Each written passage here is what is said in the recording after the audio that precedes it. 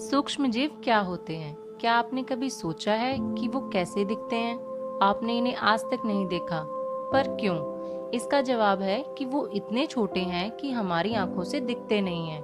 तो आज मैं अपने माइक्रोस्कोप से आपको उस दुनिया की सैर करवाऊंगी जो आपने कभी नहीं देखी। तो चलिए शुरू करें।